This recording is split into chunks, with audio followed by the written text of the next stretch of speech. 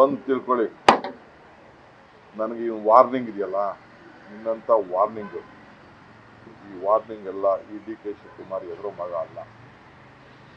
You can't black mail. ಸುಮ್ಮನೆ ಇರಬೇಕು. ಅದೇನು ಹೇಳಿ, ಏನು ಹೇಳೋ ನಿನ್ನೆ, ನನ್ ಕೆಣಕ್ಬೇಡಿ, ಏನ ಕೆಣಕ್ಬೇಡಿ, ನಾನು ಬಿಚ್ಚಿರ್ತೀನಿ, ನೀನು ಬಿಚ್ಚಪ್ಪ. ಮೆಟೀರಿಯಲ್ಸ್ ಇದೆ. ನಾನು ಅಶ್ವತ್ಥಾಣ್ ಹೇಳ್ದಂಗೆ ಹೇಳಲ್ಲ, ಬಿಚ್ಚೋ ಬಗ್ಗೆ ನಾನು ಮಾತಾಡಕ್ಕೆ ಹೋಗಲ್ಲ. ಅಲ್ಲ, ಅಶ್ವತ್ಥಾಣ್ಗೆ ಅವ್ರಿಗೆ ಬಿಟ್ಟು, ಅವರಿಬ್ರು ಈಗ ಪರ್ಸನಲ್ ಫ್ರೆಂಡ್, ಇಬ್ರು ಜೊತೆ ಏನ್ ಬೇಕಾದ್ರು ಮಾಡ್ಕೊಂಡು ಏನೇನು ಮೆಟೀರಿಯಲ್ ಇದೆ ತೆಗಿ. ಸಿ, ಅವೆಲ್ಲ ಗೌಪ್ಯಾಗಿ ಇಟ್ಕೋಬಾರ್ದು, ಗೌಪ್ಯಾಗಿ ಇಟ್ಕೋಬಾರ್ದು. ಅವ್ರ ಬುಟ್ಟಿಲಿ ಹಾವಿಲ್ವಾ ಸರ್? ಅವ್ರ ಬುಟ್ಟಿಲಿ ಹಾವಿಲ್ವಾ ಸರ್? ಬರೀ ಬುಸ್ ಬುಸ್ ಅಂತಿದೆ ಅಂತ. ಈಗ ನನಗೆ ಗೊತ್ತಿಲ್ಲದೆ ಇರ್ಬೋದಪ್ಪ, ಯಾರು ಹೇಳ್ತೀರಿ ಆ ಹಾವು? ಮೊನ್ನೆ ಅದು ಯಾವ್ದು ನನ್ನ ಮಗಳ ಸೈಟು ರಿಜಿಸ್ಟ್ರು ಏನೋ ಗನ್ ಪಾಯಿಂಟ್ ಅಲ್ಲಿ ಇಟ್ಬಿಟ್ಟು, ಈ ಮನೆ ಸರ್, ಈ ಮನೆನ ಪಕ್ಕದ ಮನೆನ ಅವ್ರಿಗೆ ಇಟ್ಟು ವಿಧವೆಯರ FIR ಹಾಕ್ಸಕ್ ಹೇಳಿ ಫಸ್ಟ್. ಅದು ಯಾರಿಗೆ FIR ಹಾಕ್ಸಕ್ ಹೇಳಿ, ಅದು ಯಾವ ಗನ್ ಪಾಯಿಂಟ್ ಇಟ್ಕೊಂಡು ಮಾಡ್ತೀವಿ. ನಾನು ಹೇಳಿಲ್ಲ, ಯೋಗೇಶ್ ಹೇಳಿರೋದು ರೀ. ದಲಿತರ ಜಮೀನ್ ಬಗ್ಗೆ ಯೋಗೇಶ ಮಾತಾಡಿರೋದು. ಅದ್ಯಾವ್ದು ಕೇತ್ಕನ್ ಹೇಳಿದ ವಿಚಾರ, ನಾನು ರೆಕಾರ್ಡಲ್ಲಿ ನೋಡಿದೆ. ನಾನು ಅದು ಯಾಕೆ ಗನ್ ಪಾಯಿಂಟ್ ಇಟ್ಟಿಲ್ಲ, ಅವ್ರ ಕೆಲವೊಂದು ಕಂಪ್ಲೇಂಟ್ ಕೊಡ್ಸಕ್ ಹೇಳ್ರಿ. ಅದು ಯಾರು ಗನ್ ಪಾಯಿಂಟ್ ಇಟ್ಕೊಂಡು, ನನಗೆ ಯಾವ ಆಸ್ತಿನೂ ಬೇಡ, ಅಂತ ಆಸ್ತಿ ಬೇಡ. ಬಟ್ ನಾನೇನು ಸುಮ್ಮನೆ ವ್ಯವಸಾಯದಲ್ಲಿ ನಾನು ಬದುಕಿದ್ದೀನಿ ಅಂತ ನಾನು ಹೇಳ್ತಾ ಇಲ್ಲ.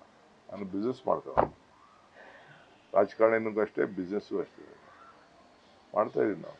ಅದು ಯಾವ ಗನ್ ಪಾಯಿಂಟ್ ಹೇಳಪ್ಪ. ಈಗ ಅದು ಯಾರು ಕರ್ಕೊಬಂದು ಇವ್ನಿಗೆ ಗನ್ ಪಾಯಿಂಟ್ ಅಂತ ಹೇಳಿದ್ರೆ ಅವ್ರ ಕೆಲವ್ರು ಕಂಪ್ಲೇಂಟ್ ಕೊಡಿಸ್ರಿ, ಎದುರಿಸ್ಬಿಟ್ಟು ಗನ್ ಪಾಯಿಂಟ್ ಇಟ್ಬಿಟ್ಟು ಈ ಕೇಸ್ ರಿಜಿಸ್ಟರ್ ಮಾಡ್ಬೋದು. ಈಗನು ಬರೀ ಕಾಲೇ ಮಾತಾಡಬೇಡ ನೀನು, ಗನ್ ಪಾಯಿಂಟ್ನ. ದೇವ್ರು ನಂಗೆ ಶಕ್ತಿ ಕೊಟ್ಟರೆ ಎಲ್ಲ ಖರೀದಿ ಮಾಡ್ತೀನಪ್ಪ. ಯಾರ್ಯಾರು ಕೊಡ್ತಾರೋ ಕೊಡ್ತೀನಿ, ಸುಮ್ಮನೆ ಕೊಟ್ಬಿಡ್ತಾರ ಆಸ್ತಿನ. ಅಲ್ಲಂ ವೀರಭದ್ರಪ್ಪನ ಹತ್ರ ತಗೊಂಡೆ, ಅಲ್ಲಂ ವೀರಪ್ಪ ತಗೊಂಡಿದ್ರು, ನನ್ನ ಮಗಳು ತಗೊಂಡವಳೆ. ತಪ್ಪೇನಿದೆ? ಅವ್ರ ಕೆಪಾಸಿಟಿ ಇದೆ, ತಗೊಂಡವ್ರೆ. ಈಗೂ ಕೆಪಾಸಿಟಿ ಇದೆ, ಇನ್ನೂ ತಗೋತೀನಿ. ಇನ್ನು ಯಾವ್ದಾರು ಇದ್ರೆ ಹೇಳಿ ನೀವು.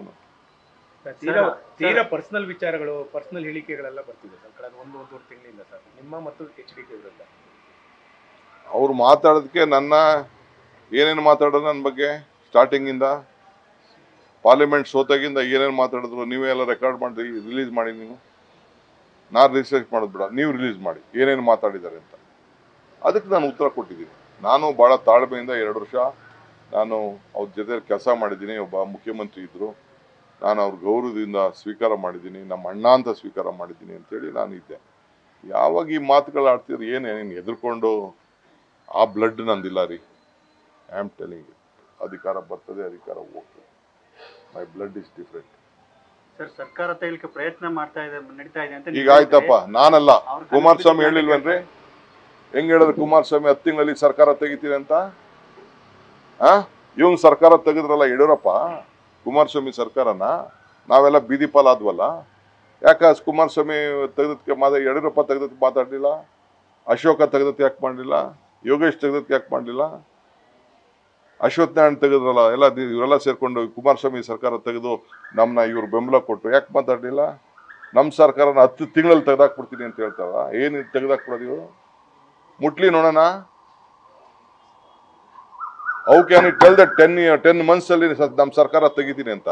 ಒಬ್ಬ ಹಿಂದುಳಿದವರಿಗೊಬ್ಬ ನಾಯಕ, ಸೆಕೆಂಡ್ ಟೈಮ್ ಚೀಫ್ ಮಿನಿಸ್ಟರ್ ಆಗಿದ್ದಾರೆ, ಜನ 136 ಸೀಟ್ ಕೊಟ್ಟಿದ್ದಾರೆ. ಇದನ್ನು ಡೈಜೆಸ್ಟ್ ಮಾಡ್ಕೋಗ. ಈಗ ನಾವು ಡೆಲ್ಲಿಲಿ ನಿಮ್ಮ ಸರ್ಕಾರ ತೆಗೆದು ಬಿಡ್ತೀವಿ ಅಂತ ಹೇಳಿದ್ವಿ ನಾವು. ಗೆದ್ದಿರೋದು ಇವ್ರಿಬ್ರು. ಅವ್ರು BJP ಇವ್ರು ಹೆಂಗ್ ತಡ್ಕೊಂಡಿರ್ಬೇಕು ಇವ್ರನ್ನ? ಗೊತ್ತಿದೆ ಇಂಟರ್ನಲ್ ಏನ್ ನಡೀತಾ ಇದೆ BJP ಅಂತ? ಹೇಳಿ ಸರ್.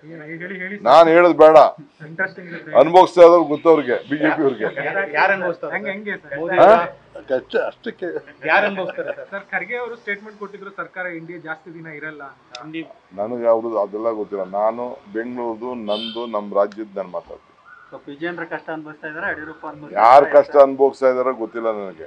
ಈಗ ನೋಡಿ, ಕಾಲ್ ಕಟ್ಟಿ ಕೈ ಕೊಟ್ಟಿ ಬ್ಲ್ಯಾಕ್ ಮೇಲ್ ಮಾಡಿದವ್ರನ್ನ ಹೋಗಿ ಕಾಲ್ ಕಟ್ಕೊಂಡು ತಿರ್ಗಾಕ್ ಕರ್ಕೊಂಡ್ಬಂದು, ಯಾಕೆ ದಳದವ್ರು ಒಬ್ರು ಇಡೀ ಒಕ್ಕಲಿಗ ಬೀಳ್ತಾನೆ?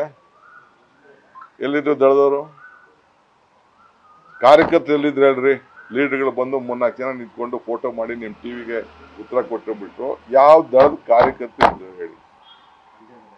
ಮಂಡ್ಯಲ್ಲಿ ಎಲ್ಲಿದ್ರು, ಮದ್ದೂರಲ್ಲಿ ಎಲ್ಲಿದ್ರು, ರಾಮನಗರಲ್ಲಿ ಎಲ್ಲಿದ್ರು, ಬಿಡದಿಲಿ ಎಲ್ಲಿದ್ರು, ಶ್ರೀರಂಗಪಟ್ಟಣದಲ್ಲಿ ಇದ್ರು BJP ಅವ್ರು ಹೊರಗಡೆಯಿಂದ ಬಂದವರು ಒಂದಷ್ಟು ಜನ ಇದ್ರು. ಒಂದು 10% ದಳದವ್ರು ಇದ್ರು, 90% BJP ಇದ್ರು. ಅನ್ಸಿರ್ಲಿಲ್ವಾ ಇವತ್ತು ಮುಗಿತಾ ಇದೆ ಸರ್ ಅವ್ರ ಪಾದಯಾತ್ರೆ ಇವತ್ತು ಲಾಸ್ಟ್. ದಿನ ಮಾಡ್ಲಿರಿ, ಇನ್ನ 365 ದಿನ ಮಾಡ್ಲಿ.